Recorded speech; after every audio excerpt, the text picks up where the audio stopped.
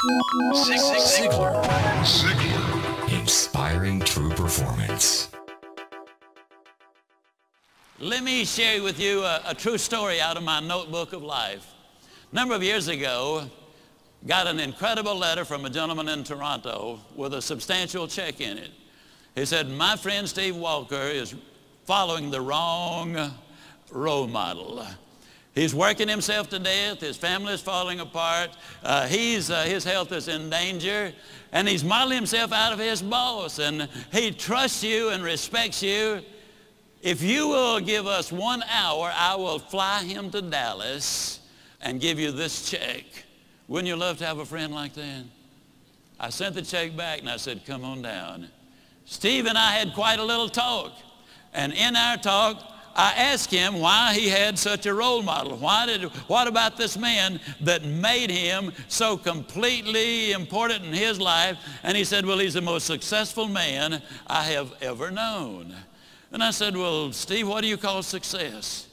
Now, it took several minutes for him to go down the list. But the interesting thing is, though they're not in the same order that I have put them, or we list them now, these are the 8 things that he said he really considered to be successful. If a man was happy and healthy and at least reasonably prosperous and secure, if he had friends and peace of mind and good family relationship and the hope that the future is going to be better, he said, I'd consider that man as successful. Now I'm going to really encourage you to take some notes right here. And all I want you to do, and you'll be the only one that'll see it, somewhere right in as I go down the list, write whether you get a plus on that one or a minus on that one. You'll be the only one to see it, but it might be an eye-opener. You see, most people never dare to evaluate really where they are. And you got to know where you are before you can really determine your chances of getting what you really want out of life. And so I said to Steve, I said, I understand that your boss is very important to you. You consider him to be successful. When he finally got through with the identification, as I said earlier, these were the 8 things that he said, I think that's important for success, to measure success. I said, well, Steve, let me ask you now, as far as happy is concerned, tell me, how happy is your boss? He said, oh, I don't think he's happy at all. I said, why not? He said, well, I've never heard him laugh, and he seldom smiles, and besides that, he's got ulcers. I said, well, do I give him a plus or a minus? He said, oh, you give him a minus. Please grade yourself as we go. This is so important for you. Then I said, that also tells me something about his health if he's got those ulcers. Do I give him a plus or a minus? He said, you give him a minus. I said, that also says something, Steve, about his peace of mind, because you don't get ulcers because of what you eat, but what's eating you. I said, do we give him a plus or a minus? He said, we give him a minus. I said, Steve, I've asked you one question about what success is, what balance is, what's important to you. One question, and your boss comes up with 3 minuses. I said, tell me how prosperous he is. He said, man, he's got money running out of his ears, and he's getting more every day. I said, we give him a plus on that one, don't we? He said, we sure do. I said, how secure is your boss? He said, well, he's as secure as money can make you. And I said, well, Steve, let me ask you, did you read where 2 billionaire brothers here in Dallas went bankrupt? I said, how does your boss compare? Oh, man, he doesn't have that kind of money.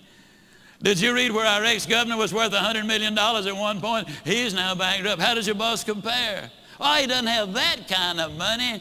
Now, understand, Steve equated security with corporate position and bucks in the bank. So I said, well, Steve, let me ask you, would we give your boss a plus or a minus or just a question mark on that? He said, let's be generous and give him a question mark. I said, how many friends does your boss have? I hope you're marking these for you. How many friends, real friends, does your boss have? He said, I don't think he's got any. I'm not his friend. I just happen to admire the guy. To tell you the truth, he's somewhat of a jerk. And I said, okay, we give him a minus on that one. I said, tell me about his family. And he said, well, his wife's divorcing him. Well, that one's easy to answer. I said, how much hope does he have for the future?